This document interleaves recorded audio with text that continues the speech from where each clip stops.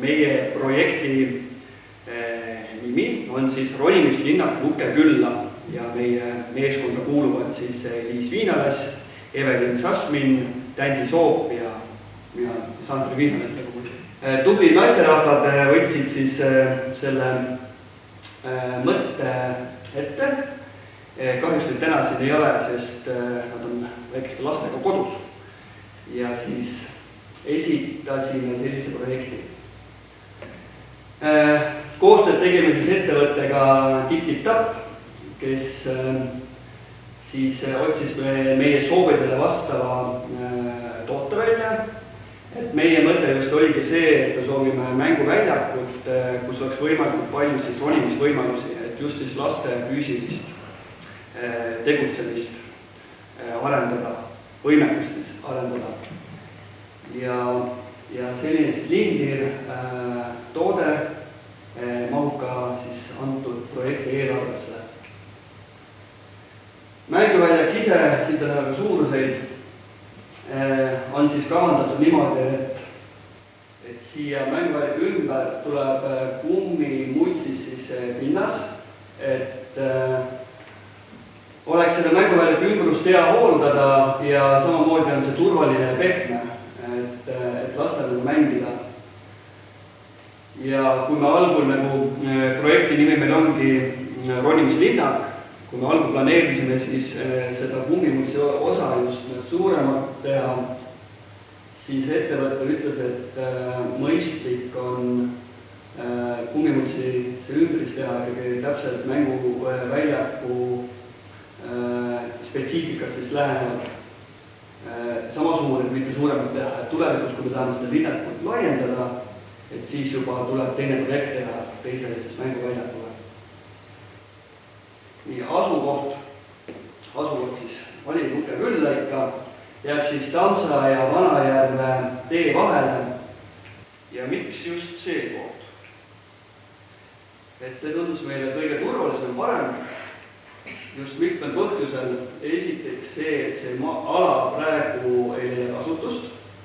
Ja teiseks siin on 4 korteriühistut ümberringi. See korteriühistu ja siin 2 tükki. Et kõigil oleks hea liikuda siia platsi peale ja samas ka on hea ülevaade, mis siin toimub. Teine põhjus, miks on hea, on just siin, et siin on nüüd korteriühistul ehitatud mänguväljak, mis on siis kõigile avatud, kõik võivad seal mängimas käia. Ja kui siia me teeme selle ronimislinnaku, siis lastel on siin hea liikuda 2 väljaku vahel, et nad ei pea ühtegi autoteed ületama. Ja samamoodi on siia jäetud rajad, et siis siit korteriühistudelt saaks kõndida üle, siis siia poole jäävad inimeste laiemad, kus nad käivad, et mängulinnak ei takistaks kuidagi liikumist. Jääb siia rada ja siia rada. Ja see rada siis täpselt nii, ma enne rääkisin, et mänguväljakud ühendada.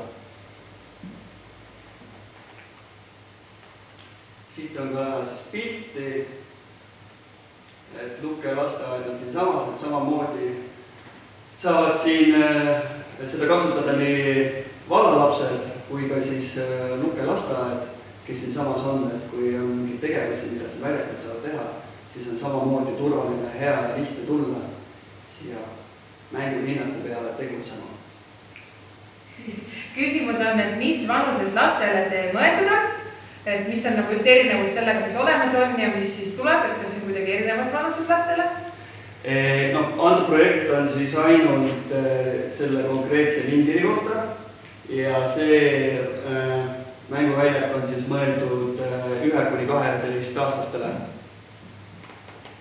Ja küsimus oli veel... Et kuidas see teine on, see mis seal olemas on?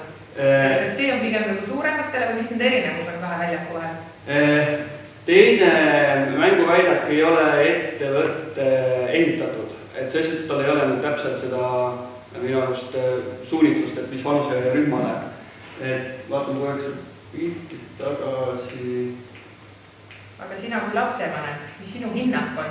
Et ma ütleb, mis siin väljakul on, mis mina hindan. et siin on praegu 4 kiigu võimalust, 4 kiiku on siin, liivakast, siis paar ronimisvõimalust, nii pakkuda näol kui siis ronimistorm ja siis väike liuväli, et siin väljaku peal. Et sellist ronimisvõimalust nagu selle mänguväljakuga, mida me planeerime, sellist ei ole. Et need on teine tase, et see on ühe Nõavalla noore ehitatud tegelikult lõputööks. Loovtöölistel ei ole koolis, ma eksin. Aga jah, et selles suhtes, need on lihtsalt ehituselt ja hinnalt on erinevad, et see ikkagi loob lastele see, mida me projekteerime, teistsugused ronimise mängimisvõimalusi. Ja samamoodi, miks see koht sai valitud, on just see, et siia tekitada uus selline koosviibivuse olemise koht. Et see on ikkagi nüüd vallamaa peal ja see on siis elamaa peal. Et siin saavad kõik vallakohanikud enda mõtteid ja jõudu rakendada, et siia siis uusi täiendusi tuua. Aga kui palju seda teist mänguväljakut kasutatakse? Ma saan aru, et nad ei ole võrrendavad. Kasutamise koha pealt on jälle keeruline, et kui me võtame, kui palju meil Lukel 1–12-aastaseid laps elab, või paari Kekseliga, just oli 56 last, on siis 1–12-aastased Luke külas. Et loomulikult kõige suurem kasusaajad on need, kes elavad siin lähipiirkonnas. Et iga päev käivad ikkagi lapsed väljas, lasteajad käib ka väljas, et eks ta sinna, ma arvan, et kui me võtame igapäevast kasusaajad, ma arvan, et jääb sinna 20–10 kanti, et olema, kuidas lapsed väljas käivad. Et samas nagu selle võlu on ka see, et võtaks, et selle lahenduse puhul on need 2 mänguväljakut võimsusega ühendatud, et kogu see ala muutub ikkagi selliseks atraktiivseks mängimiseks, et siin mängida, kui ei osta sinna, et edasi. Ma veel viimase küsimuse küsin. Et kas te mõtlesite ka näiteks madalseiklusraja peale, et see on tänapäeval hästi populaarne? Luke lasteaed rajas endale selle, et lapsed, kes käivad seal lasteaed, saavad seda kasutada. Ja me mõtlesime, et selleks on atraktiivsed kõigile.